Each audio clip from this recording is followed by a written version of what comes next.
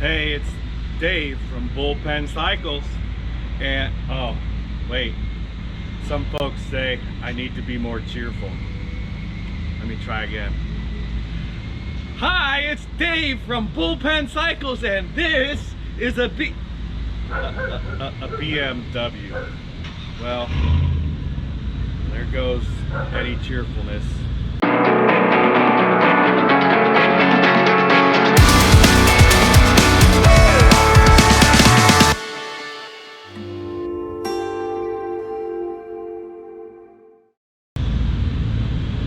This is a 1998 BMW R1200C, and you either love this bike or you hate this bike, or sometimes both. It's kinda, well, it's Dr. Jekyll and Mr. Hyde. So today is Friday. So Friday, today, I'll probably like this bike. I'll show you why. Then, I'll think about what it did to me. Saturday, I'll hate this bike. Sunday's a wild card, that's a free day. You can do either one. Monday, I'll like the bike. And Tuesday, I'm sending it to the auction, so I'll hate it. And then Wednesday, I'll regret that I took it to the auction and I'll miss it. And that's kind of how it is. So the bike is a 1998 BMW R1200C. C is for cruiser. Now, I hope I'm not screaming at the camera. You can see I live in an industrial area and there's a lot of stuff going on. Amazingly, they're fixing all the storm drains less than a year after the flood. Now, if you saw the flood footage from around the shop, this neighborhood took it hard. The shop was spared, so I'm really happy for my neighbors. Back to the bike. So it came out in '97, and boy, back then we thought this bike is ugly. I mean, look at it.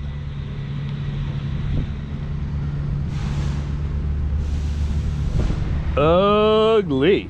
But I think time actually helped it, because it doesn't seem so ugly now. And of course, being featured by James Bond in Tomorrow Never Dies certainly doesn't hurt it any. But also, have you seen the new BMWs? So it's not ugly anymore. So we can call that good. The other thing I like about it is the low seat height. That's about, well, it's leaning over, but that's probably 29, 30-inch seat height. And with the optional, ooh, BMW low seat, you can drop it down even further. This is actually a BMW part. There it is.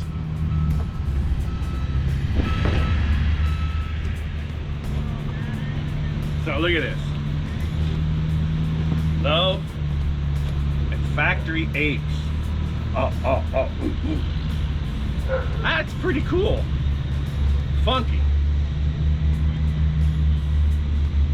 Let's see how it goes. Hear the fuel pump go. Run switch is on. Hit it. There's your crankshaft effect.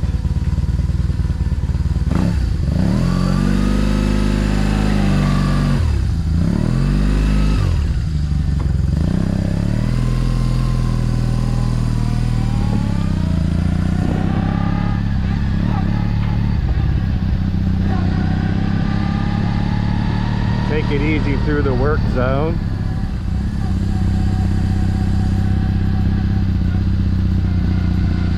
buzz the camera.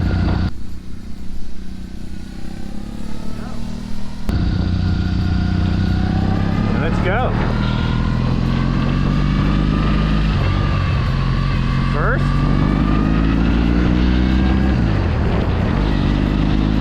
I guess that was second. I didn't feel it go. Yeah, there's third. Now, I've got a new helmet coming, which should cut down on the wind noise. We'll have to put up with this one for 1 or 2 more videos.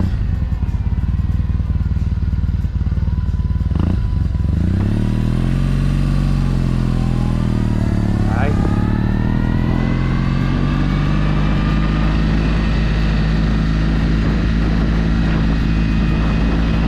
So, I mean, the seating position, I could sit on this bike all day long.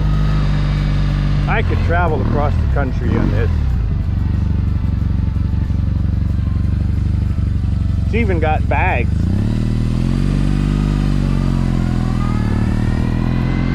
And if you remember that R50, I guess it's fair to say this evolved from that.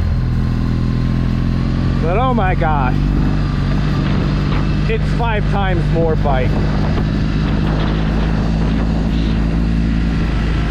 Of course, it's 1200 cc's and fuel injected.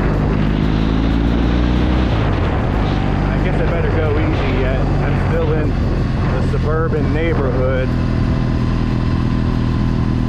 I don't even feel that engine. I don't feel any vibration. No feedback in the hands. Yard sale. Any bikes? Nope. Hi.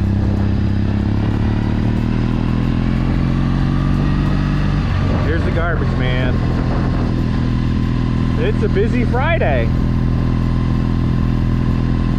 Now I can't remember. Friday. Am I supposed to hate or like this bike?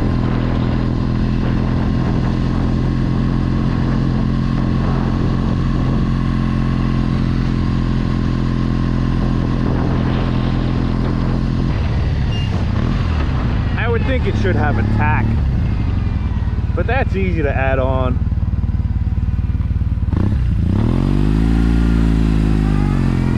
Well, I still can't flog it yet.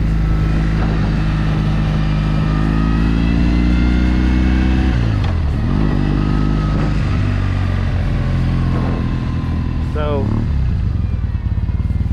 brakes are a big improvement, but there's a downside. We'll talk about that. 1, 2, 3, 4, 5.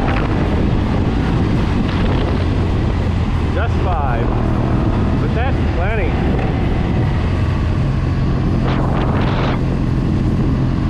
This engine's pretty torquey. You don't need a real tall gear.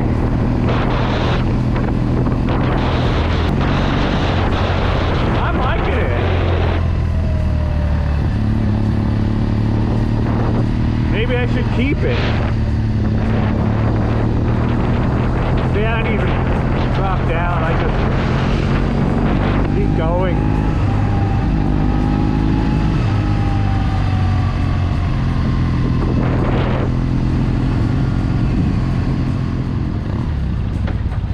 We'll turn around here.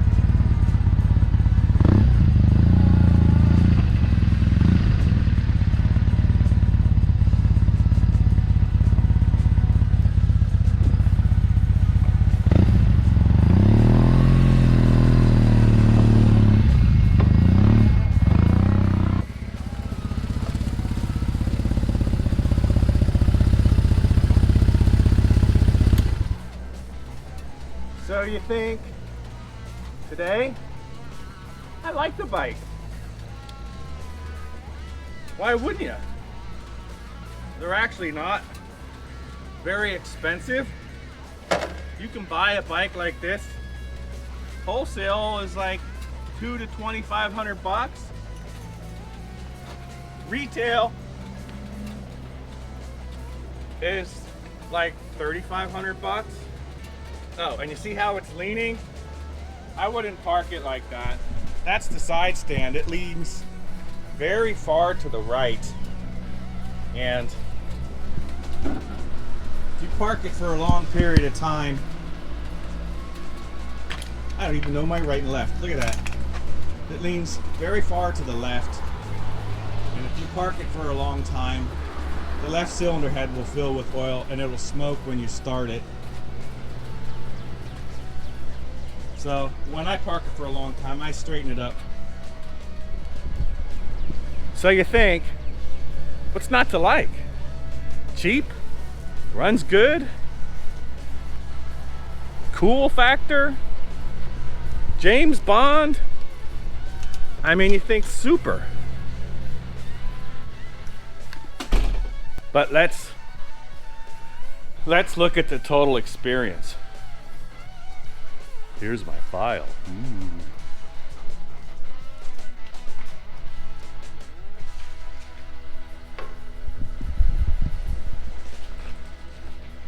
So I bought this bike back in 2010. Yeah. 2010.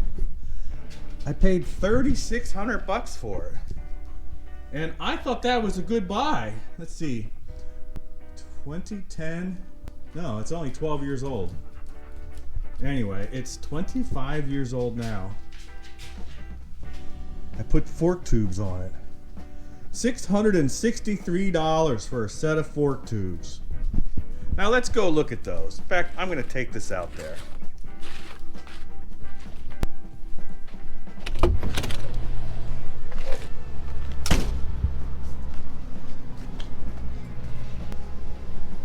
$660 for the set of fork tubes. That's these. And there's nothing special about those tubes. And that was 10, 15 years ago. So they probably cost more now. And there's no springs in here. It's just a seal. There's nothing special about them. That's kind of a bummer. And then, okay, so look at the front wheel here. This is nice. But here's a problem that happens on these. This was the beginning of side spoke wheels. And see how the chrome is peeling? It's because the rim flexes because it's too wide and not rigid enough. And the chrome peels off the aluminum. They did a recall on these, but I was too late for the recall. That's why the newer ones are anodized. So I was too late for the recall, and here's the answer to that. Send the wheel out, have the chrome stripped, and then just polish the aluminum. So I did the front wheel. I didn't do the back because you don't really see it with the bags and everything. It should probably be done, but that cost me $650. I did it at Woody's Wheels. I think they're in Colorado. It's a good outfit. They're kind of like Buchanan. My master cylinder. Not this one. This one. $550. I mean, but wait.